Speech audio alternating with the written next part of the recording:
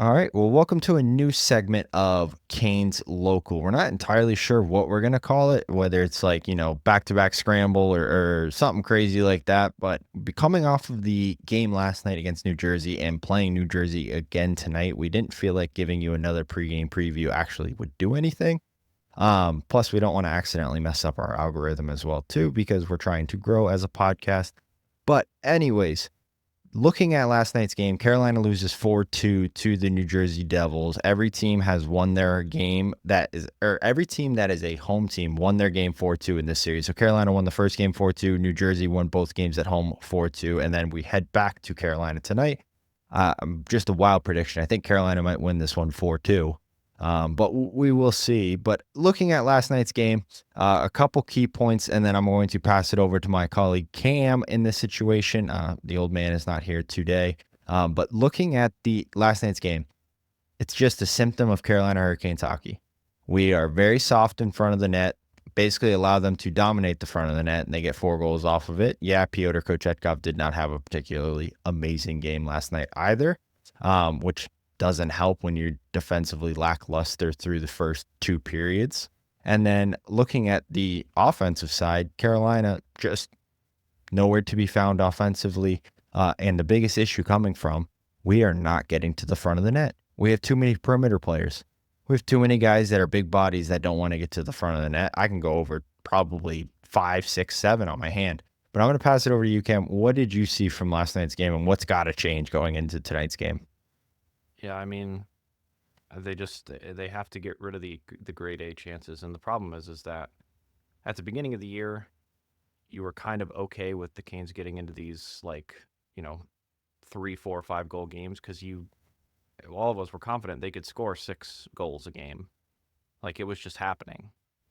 Now they're not getting that production from the top end guys like they need to be getting, and it's a struggle. So yeah, it's definitely, this is reality. So as long as everybody can understand, like this is the Canes team that everybody expected. They were overperforming at the beginning of the year. Now this is the symptom of kind of the team that has been built. And New Jersey's a really good team, man. They put together a really good team. They got a good coach. They're getting absolutely amazing goaltending I didn't from realize how Markstrom. deep that roster was, to be It's completely so honest. It's very they deep. I have will give them that. Yeah, they have young guys that are great. They have vets that are really, really solid, that They are have cup nine winners ex like Carolina Palat. Hurricanes players, too. Yeah. No, I mean, it's, Steph Nason with 26 points, I believe, so Yeah. far this year. I think it was 9. I don't know. I was listening to Trip last night, so he also could be completely wrong. But go ahead. Keep going. Sorry. No, you're good. Yeah, it's just, look, the Canes are going to be a bubble team. They're going to be a wild card, third place in the Metro kind of team this year, which, hey, it's okay. You can't win every single year. You can't, even though you want to, it's not going to happen. Other teams are going to develop and try and beat you. That's what other teams have been building to, is to beat the Canes and to beat New York. So, and now that New York has kind of just fallen off of a cliff and is in a complete rebuild at this point, probably, the Canes are gonna, need to scrap and struggle to get 2 points out of this game tonight for sure. I mean, I don't know if the Canes can play better defensively, and if the Canes get better goaltending than New Jersey, they can win the game for sure. They've shown that they can, apply the pressure that they need to apply, but they're just not getting the production up front, and the goaltender's been outperformed by the other side last night. So Markstrom definitely outplayed Kochetkov. So I mean, and that's a big difference too. You need your goalie, and I'm not putting this solely on Kochetkov. Like the team in front of him gave up way too many really high quality grade A's against a team that's going to make you pay. They're going to make you pay every time. Yeah, this isn't New York where you can give up 9 and they're not just, they No, can't score a goal. This is New Jersey nope. where if you give up 4, they're going to score 4.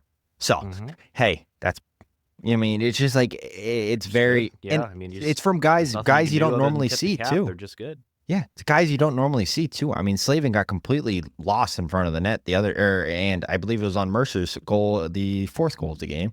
I believe that was the 4th. It was either the 3rd or the 4th. But Slavin loses his man in front of the net. Free tip. Yeah, not great rebound control. Goes right to him. But I mean, you got to be able to tie up. You got to be able to box out. You got to be able to just give yourself a chance. Look what every team does to Carolina. We never get to the front of the net. Yeah, maybe that's just because we have guys that don't want to do it. And I'm going to call out some guys right now because I'm sick and tired of seeing it. Martin Necas never gets to the front of the net. Andrei Svechnikov, yeah, getting there, starting to get there, but still, just you're one of the biggest guys on the team, let alone in the NHL, just by pure size. Just get to the front of the net. And then same thing with Kokaniemi. Get to the front of the net. Like we're just so soft, so many perimeter players. And then you look at our first goal, Jackson Blake, one of the smaller guys on the team, gets to the front of the net, adds a deflection, and then all of a sudden you have Robinson poking the puck in.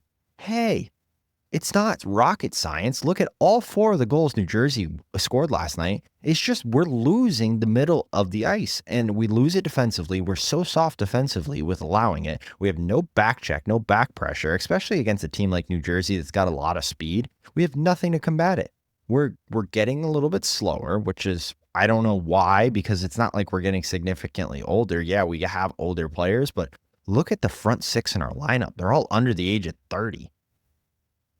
I mean, it's like you said, this is, I'm not too disappointed, obviously, because, my expectations were not high for, coming into this season. I thought the Devils would be good. I didn't think they'd be this good.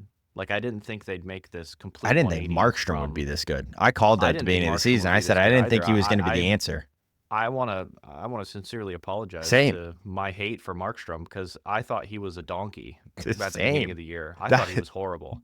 I really did. In Calgary and then at the beginning of this year too, he was just horrible. And then obviously the New Jersey team starts to gel together, get more sound responsibly defensively, and they just are rolling right now, man. I don't know of a team that beats them right now. They're so good everywhere. Goaltending, defense, offense, neutral zone, offensive zone, defensive zone, everywhere they're good. Yep. Final question mark I just have, and then we will wrap this up.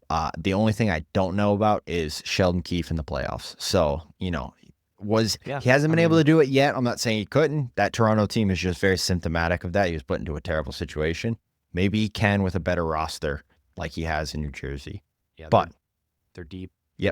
Look at all of those Toronto teams. Make a run for sure. So look at all those Toronto teams under Sheldon. They would all be regular season, just unbelievable. Yeah. But all right, that is where we will leave it, and we will see you guys on Monday with the full episode, the full podcast. So we will talk to you then.